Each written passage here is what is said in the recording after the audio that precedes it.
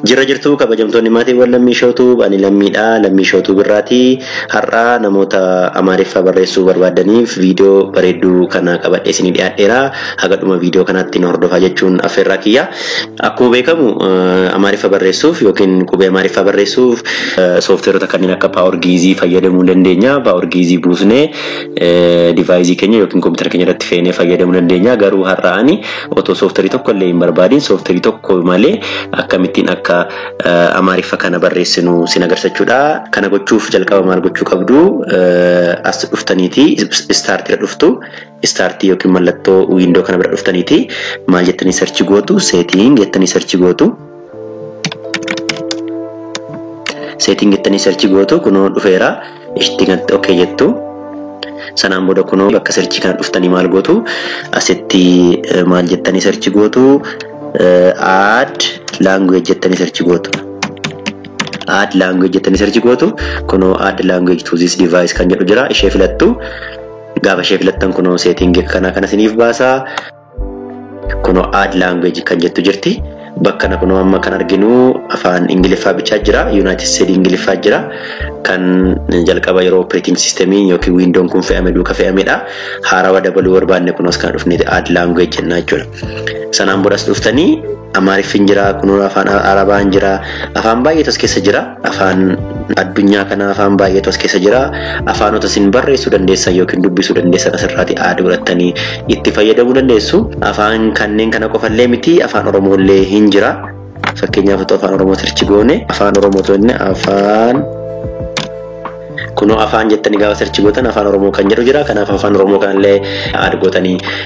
kunoo as kana next jettanii add gootanii install jettanii fayyadamuu dandeessu. Afaan Oromoo keessa jiraachuun isaa baay'ee nama gammachiisa. Afaan Oromoo ittiin barreessuuf keyboardii kan afaan Oromoo jechuudha garuu afaan Oromoon qubee laatinii fayyadama yookiin laatin scriptii fayyadama Ingiliffillee sana fayyadama waan ta'eef rakkoon qabu kanuma Ingiliffaa yoo fayyadamne iyyuu garuu anamma har'a kan afaan Amaariffaa sin agarsiisa waan ta'eef Amaarik jennee search goona asirratti gaafa nuti AM barreessuun Amaarinya kan jedhu Amaarik kan jedhu jira inni nu dhufa sanaan booda erga sun dhufee booda dhufnes kanatti gara gadiitti install kan jettu jirti install irratti buuna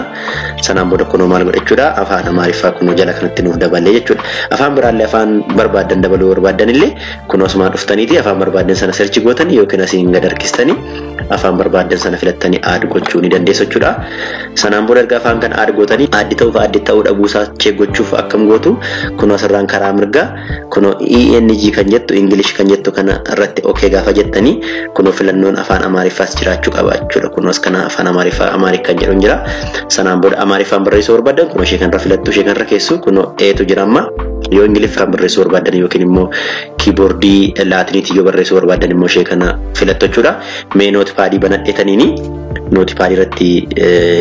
waan Amaariffa toora lamaan tokko barreesse sin agarsiisa. Nootipaaddii banadhaa mee lammii shawtuu ban jedhaa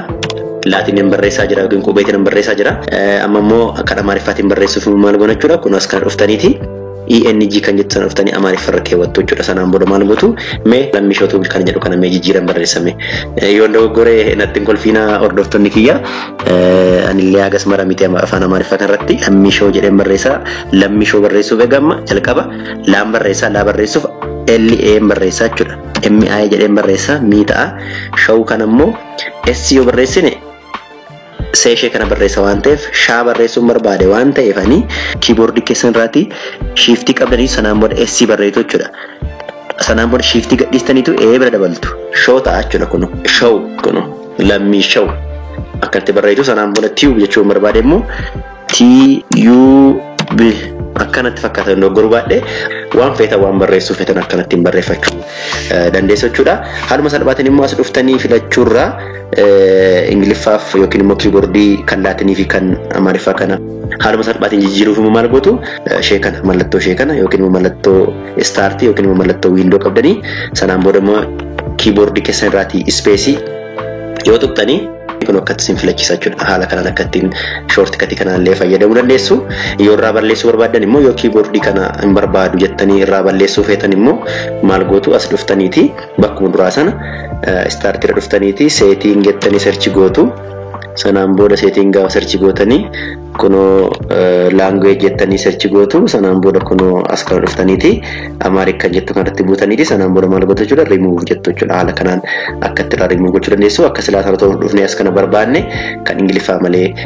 keyboardiin biraan hin jiru jechuudha haala kanaan otoo software tokko illee hin fe'in otoo waa tokko illee hin barbaadin Amaariffa barreessuu dandeessu jechuudha waan dhaggeeffataniif galatooma warreen lammii shootuubii kana subscribe goone subscribe godhaatii maatii ta'aa jechuun affeerraa kiyyaa yeroo gaarii qabaadhaa oraa bulaa deebana.